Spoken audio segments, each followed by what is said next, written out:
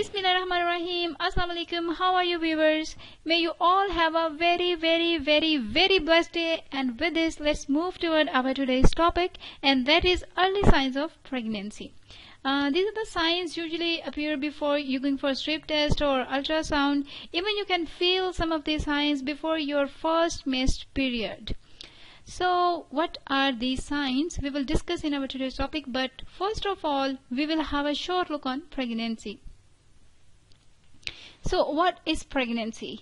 Basically, it's also known as gestation. It's the development of offspring in female body.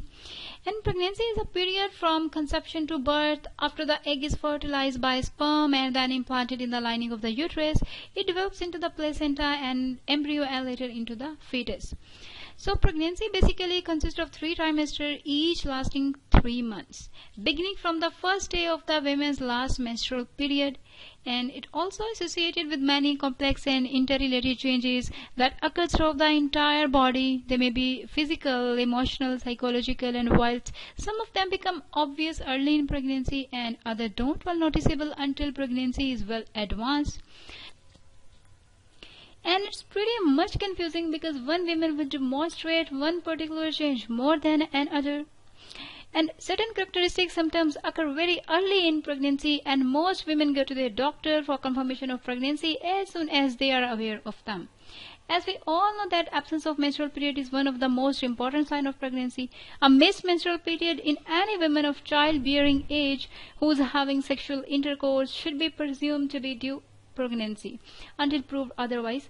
But there are many other pregnancy symptoms that you may feel, and you would have to know about them before going to pregnancy test, and some of them are as follow.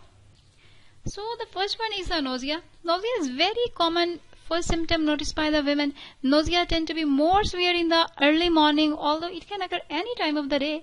But some women experience nausea in the morning alone, others in evening, and the most unfortunate suffer for most of the day.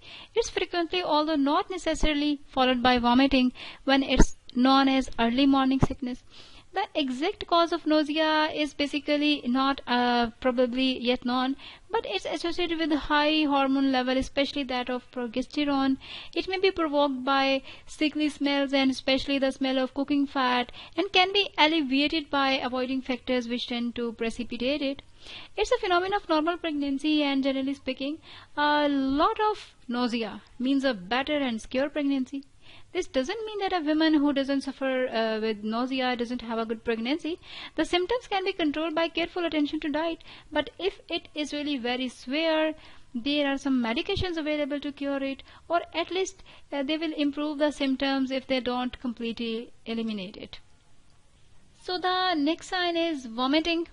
Vomiting in early pregnancy is usually associated with severe nausea and excessive vomiting known as hyperemesis gravidarum.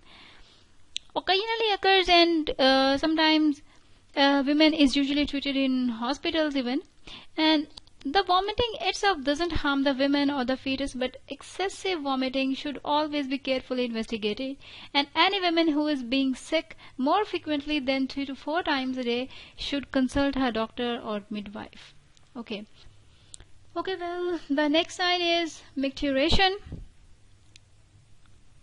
Sometimes one of the earliest signs of the pregnancy is an increase in the frequency of micturition. The majority of women pass urine between 2 and 6 times each day. Frequency of micturition tend to become less marked during the 4th month, but may again become more severe toward the end of pregnancy, especially after the baby's head has engaged in the pelvis. There is no way for improving or reducing the day frequency. The night frequency may be occasionally, it can be helped by reducing the amount of fluid drunk after 8 p.m. So you guys may do that. Okay, the next symptom is constipation. Constipation is an early symptom of pregnancy, but is not sufficiently definite to assist in its diagnosis. Okay, the action of the hormone progesterone relaxes the muscles of the intestine, therefore reducing its power to propel its content toward the rectum and the anus, and causing varying degree of constipation, which unless treated will probably continue throughout the whole pregnancy. And so it must be treated, and some iron tablet may also cause constipation, and if this happens, it should be discussed with your doctor. So And the next symptom is taste, and alternation in taste may be among the earliest of pregnancy system. Okay, some women will recognize a strange taste in their mouth even before they miss their first period, such as taste in characteristic to each individual and usually described as metallic. It may be metallic taste, or you can say that. And skin change color. Changes in the skin are not very common in early pregnancy, but in some people they do occur relatively and occasionally they are noticeable. Dry skin tend to become more drier in early pregnancy, and some women develop spots on face and especially around the mouth, and birthmarks and mole scars is likely to become darker during pregnancy, and this applies particularly to freckles. They may also enlarge, and this effect even becomes more obvious if they are exposed to the tanning effect of the sun. The increase in the pigmentation and the number of the freckles both on the face and the body will become to disappear shortly after delivery, and the condition of the skin will return to normal within few weeks. Occasionally large moles or darker areas of pigmentation may persist for longer, and you may need for some treatment after delivery, and you can use a good sunblock during pregnancy even to avoid sun tanning. And the next one is breast changes. The premenstrual fullness of the breast continues when the period doesn't appear, and within a matter of days the symptoms even become more marked. The breast feels full, lightly tender and more sensitive than usual, especially in the region of areola. What is areola? The pink area around the nipple and the nipple. There may be also a sensation of tingling, and the breast enlarge quite slowly but definitely, so that maybe by the end of the 6th week after the last menstrual period there is very appreciable change in their size. Well, the next topic is the next point is the blood pressure. Important changes may occur in the blood pressure very early during the pregnancy, and one of the major action of the hormone progesterone is to cause relaxation of the involuntary muscles of the blood vessels as well as of the uterus and the intestine. And relaxation of muscular wall of the blood vessels causes some delay in the circulation through some of the tissues, and it may also change the color of vagina. Even it is slowing down the circulation of blood supply to the vagina, and that is responsible for its change in color in early pregnancy. So the slowing in the circulation causes fall in a blood pressure, which is very common in early pregnancy, and this may lead to sensation of lightheadedness or even fainting sometime, especially after prolonged standing in one position. And you should be aware of this tendency to faint in early pregnancy and therefore avoid standing in one position. The fall in blood pressure in early pregnancy is usually and only small in amount, and so you don't need to get worried that much. It's frequently associated with a certain amount of tiredness and lassitude, and this may be interpreted as one of the nature's way for ensuring that you rest and don't indulge in too much heavy exercise during this vital stage of pregnancy, and to save your baby. So the next point is heartburn. Heartburn is not to be confused with simple indigestion. It's a searing, burning sensation felt in the lower part of the chest beneath the breastbone, and is frequently associated with bringing up or regurgitating small quantities of very sour acid fluid. These symptoms may occur normally in many women, especially suffering from ulcer, but it's common during pregnancy and doesn't indicate that you have any kind of ulcer. This is either because of progesterone's relaxing effect on the valve at the upper end of the stomach or enlarged uterus, which tend to push against the stomach. And towards the end of pregnancy, heartburn become more severe because the excessive pressure applied to the lower ribs. If heartburn becomes a constant serious problem, you should notify your doctor and take a small amount of alkali to neutralize the stomach content, and avoid spicy foods, and take small meals. And large meals, just before going to bed, you should avoid large meals, and raise the head of bed to take more than one pillow. Okay. So the next point is Sclerism or excess elevation. And most of the females, they feel just the excessive amount of salivation in their mouth after pregnancy. This is very early symptom of pregnancy, and it's caused by an apparently excessive amount of secretion of the salivary glands into your mouth. It's often accompanied by an offensive taste. The excess salivation floods the mouth and becomes so profuse that the woman is unable to swallow it and is forced to spit out large quantity. Tiredness is very difficult to treat and almost impossible to cure. In some cases, fennel may be a good home remedy. You should use it to treat it. So the next point is flatulence. It's common complaint especially in early pregnancy and is usually caused by the swelling of air to relieve the nausea, so common in the first 3 months of the pregnancy. Flatulence and gas distension of the intestine may result in the feeling of distension and also a frequent desire to pass flatus. It is also possible that the constipation so often present during pregnancy is a further factor in producing flatulence. So our next point is vaginal discharge. Okay, and this may become of so many reasons, like sometimes it caused by a rise in hormone level during pregnancy, so that's why it may happen, or sometimes erosion may present. Okay, because of this erosion, your vaginal discharge may increase, and this erosion may already be present in your body, but it should be clear and mucoid, causing no other symptom. Okay, so it may occur throughout pregnancy. Occasionally, the discharge becomes yellowish and smelly and is nearly always because the cervical erosion has become infected, although it may mean that vagina is infected while cervix is quite healthy. So you should go for consultation. And the next point is tiredness in pregnancy. Tiredness, weakness, and lassitude are normal symptoms in early pregnancy, and the nature's way for slowing down the pregnant women to help preserve the pregnancy.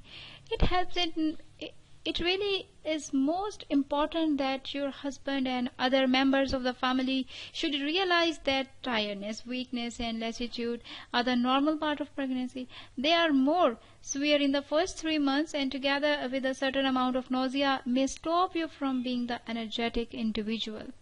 So the next point is shortness of breath.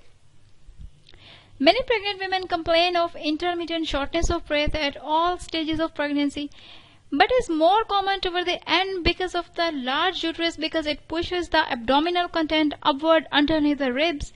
It may occur at night while laying fairly flat in bed and can be relieved by popping the head and shoulder up on 2 or 3 pillows. If it's sudden or associated with any upper respiratory tract infection, cold or fever, you should notify your doctor definitely. So our next point is fainting. Most women feel faint on some occasions during early pregnancy, and a few may actually faint.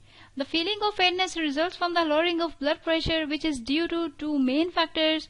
Firstly, the effect of progesterone, which dilates the smooth muscles of the body vessels and therefore predisposes to pooling of blood in the lower parts of your body. And secondly, the sudden and rapid demands of uterus for an increased blood supply.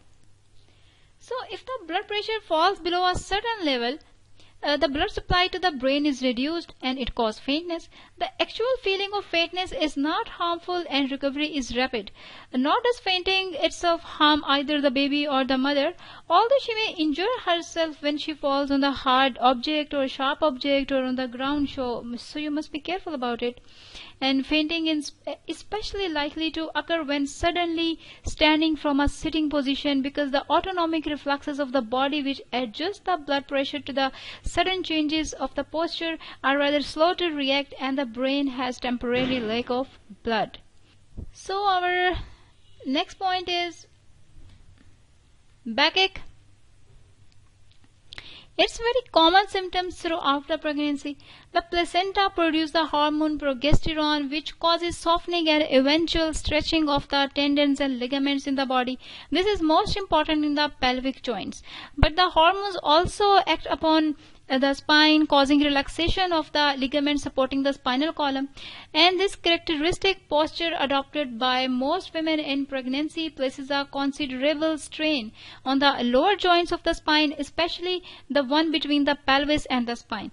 So the relaxation of the ligaments result in excessive mobility of this joint and strain upon the surrounding structures with the resulting aching and discomfort. So this is made worse by bad posture or by excessive exercise, either of which alone may cause backache. So backache may also be increased by excessive weight gain and repeated changes from high to low heels or previous injury or damage to the back. And the treatment for backache is preventive in pregnancy, and you may consider a good physiotherapist, and by adopting good posture it may be helpful in treating backache. So our next point is pigmentation of breast. So it includes pigmentation of nipples and areola. The amount and area of the pigmentation varies from person to person, but is generally more obvious in women with dark hair and less marked in women with fair hair and skin. And women with red hair who so frequently have very delicate skin usually have very little pigmentation of both the nipple and the areola.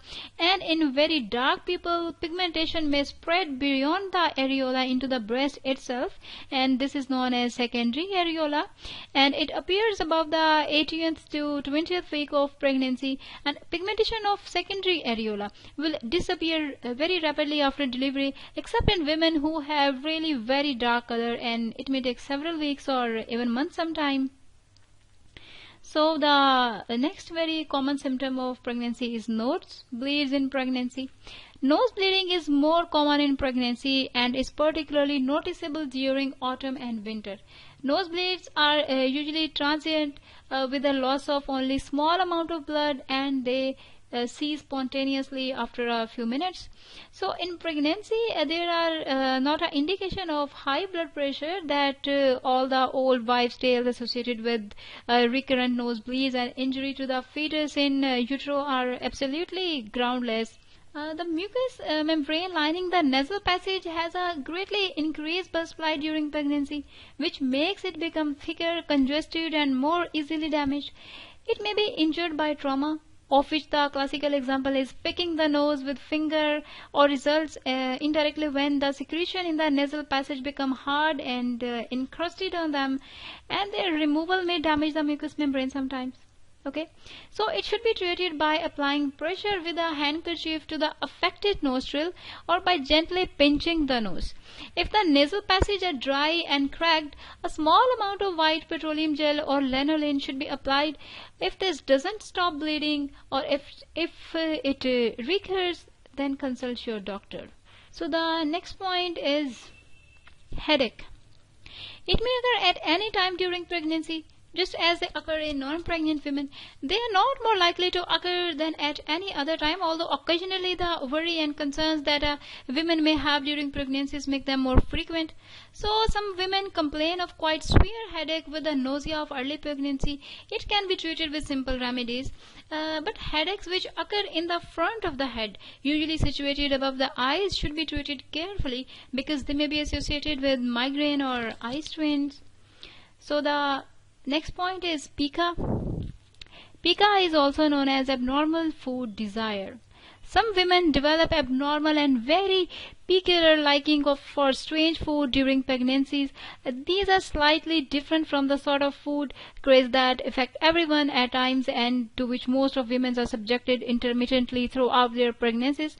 The result is a real craving for a particular type of food which they don't eat normally. These cravings are usually associated with materials that contain iron.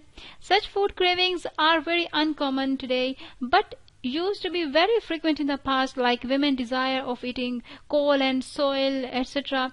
So, pica today is a very rare phenomena and is not to be confused with a particular liking for certain foods which women develop during pregnancy. Even they can be controlled, for example, liking for carbohydrates, but pica is almost completely uncontrollable.